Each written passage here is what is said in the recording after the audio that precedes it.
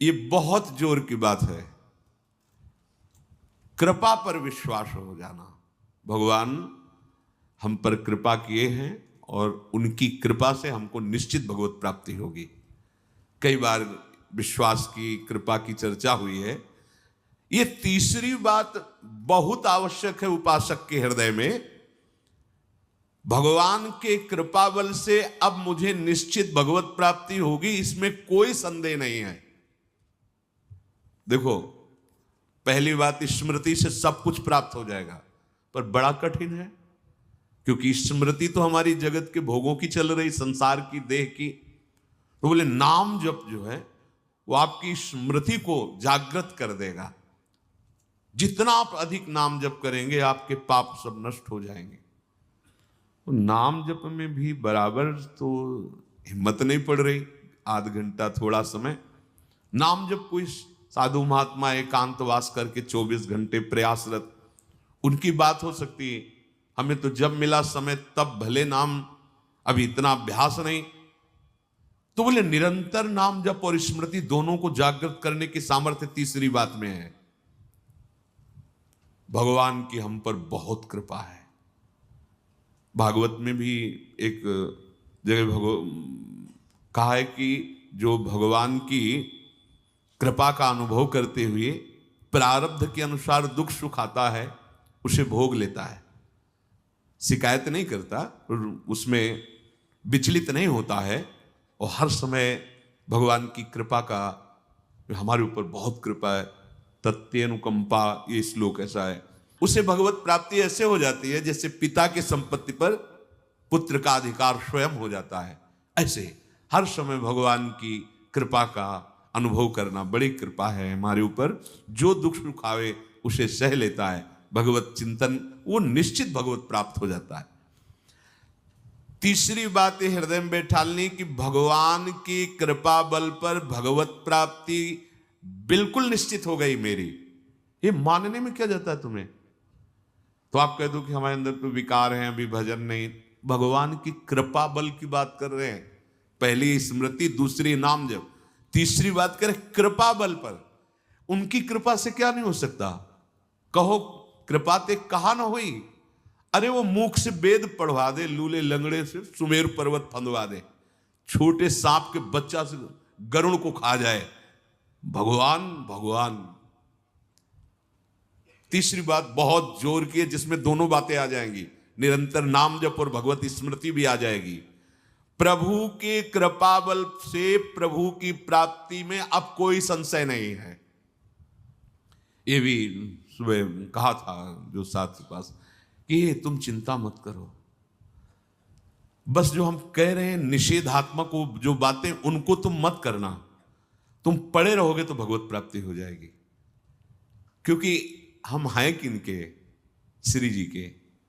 यहां जो भी आप छोटी सी भी चेष्टा कर रहे हैं, बहुत बड़ा भजन हो रहा है, महल में है, वृंदावनेश्वरी के धाम में है, एक छोटी सी भी चेष्टा, जैसे कहीं सोनी लगा दिया, कुछ भी जो भी चेष्टाएं कर रहे हो, खान पान संबंधी भी जो चेष्टाएं कर रहे हो, वो आपका भजन। या फिर स्वार्थ आपने भजन गए, तुम चिंता मत करो भगवत प्राप्ति की। ये हम केवल निज जनों से नहीं, माइक से कहें कई बार कि आप सबको निश्चित भगवत प्राप्ति होनी, इसीलिए प्रभु ने धाम बुलाया, सत्संग सुनाया। अगर प्रभु को अपनी प्राप्ति न कराना होता तो संयोग क्यों देते? हम फंसे होते माया प्रपंच में। तो तीसरी बात कि अब हमें कोई संशय नहीं, मेरे को भगवत प्राप्ति निश्चित होगी, क्योंकि मुझे भरोसा है श्री जी का, मुझे भरोसा है वृंदावन का, मुझे भरोसा है आचार्य और गुरु का। अब ये बातें हमें डर पाओ मत। हाँ, हमारी कमजोरी है, हम अभ्यास कर रहे हैं भजन का, पर अब मुझे ये भय, नर्क स्वर्ग अपवर्ग आस नहीं, ये आ गया भरोसे से, ये कृपा का भरोसा हुआ तो बात आ गई। मानो भगवान की प्राप्ति बस मेरे को हो ही गई, ऐसे रोज सोचना है। हे, महापुरुषों के वचन है। तीसरी बात बहुत जोर की है, नाम जप और भगवत स्मृति इसी में आ जाएगी, क्योंकि भगवान की कृपा से सब कुछ हो जाता है।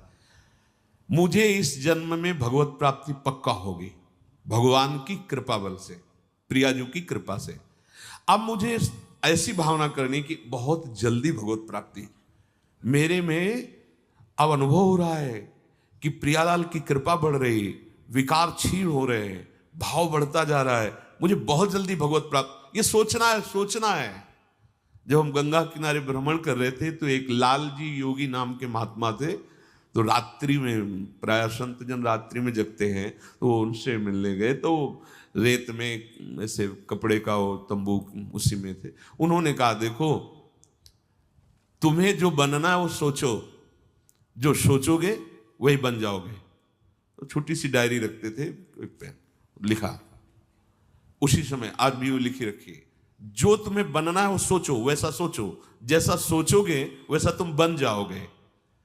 सोचो, भगवान की हम पर बहुत कृपा है, हमारे अंदर दैवी संपदा बढ़ रही है, विकार धीरे धीरे क्षीण हो रहे हैं, मतलब मुझे प्रभु मिलने वाले हैं, मुझे प्रभु मिलने वाले। आप देखो इसका प्रभाव देखो, प्रभु की कृपा से अवश्य अवश्य अवश्य मुझे भगवत प्राप्ति होगी। बस अब तो भगवत प्राप्ति होगी ही, क्योंकि प्रभु की कृपा है। ये शब्द पकड़ो, अंदर, तुम्हारे अंदर अपने में कोई बल नहीं, अपने में कोई साधना नहीं, पर यहां कृपा की बात है, भगवत कृपा, भगवत कृपा बल।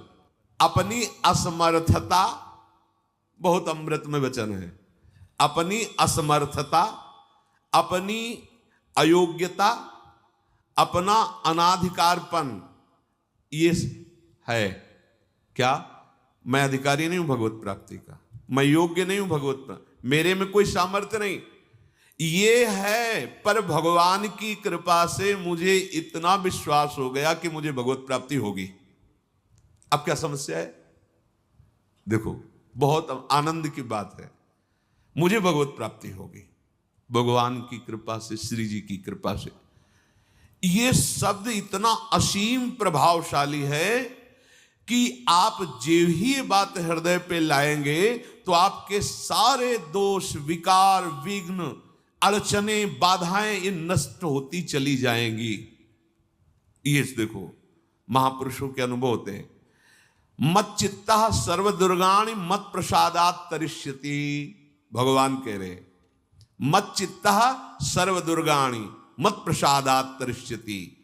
सारे के सारे विघ्न, सारे के सारे दोष, सारे की सारी भगवत प्राप्ति में जो अड़चने हैं वो भगवान की कृपा प्रसाद से नष्ट हो जाएंगी और मुझे भगवत प्राप्ति होगी। मत चित्ता सर्व दुर्गाणि मत प्रसादात, साधन प्रसादात नहीं कह रहे यहां, समझो, मत प्रसादात तरिष्यति, तू तर जाएगा मेरे कृपा से। ये मेरे प्रभु की घोषणा है कि मेरे प्रसाद से, मेरे अनुग्रह से तुम्हारे सारे विघ्न नष्ट हो जाएंगे और तुम त्रिगुणात्मिका माया को लांघ करके मेरे को प्राप्त कर लोगे। बस मेरी कृपा पर विश्वास करो, मेरी कृपा पर मत चित्त बन जाओ, अपने चित्त को मेरे में अर्पित कर दिया।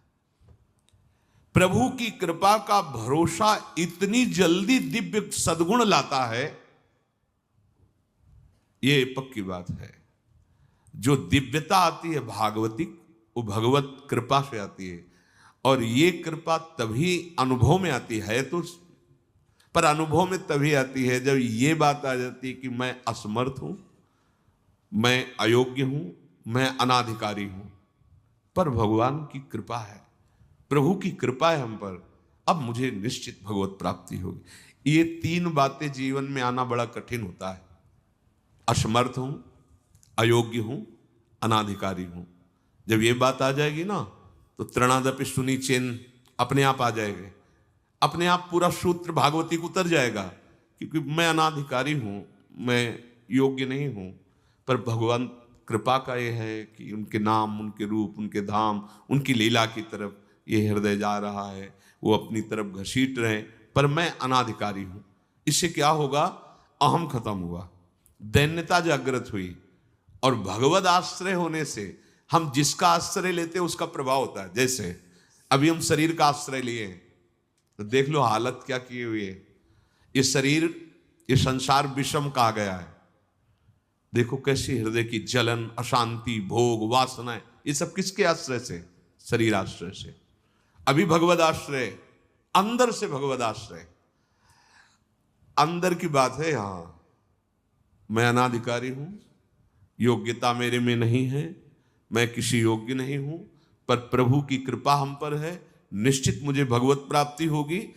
कह रहे इसका इतना बड़ा प्रभाव है कि इसमें जो सामर्थ्य जागृत होती है, भागवतिक सद्गुण जागृत होती है, वो किसी साधना से नहीं, इससे बढ़कर कोई दूसरा उपाय नहीं है।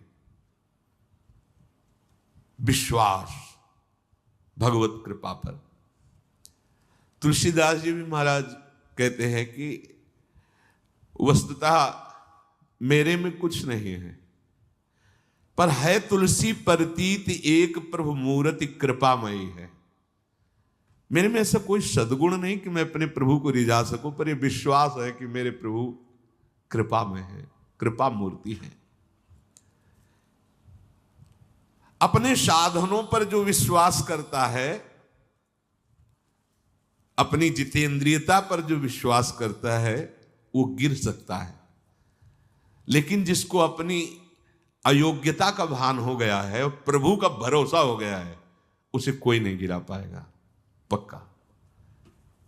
बच्चा बन जाओगे, अयोग्य हूं, पर आपका भरोसा, तो कोई प्रश्न नहीं आएगा जीवन में। अगर प्रश्न आता है तो आप वाणी से बच्चा कहते हो, लेकिन अंदर अहंकार है, वो अंतर्यामी सद्गुरु जानता है।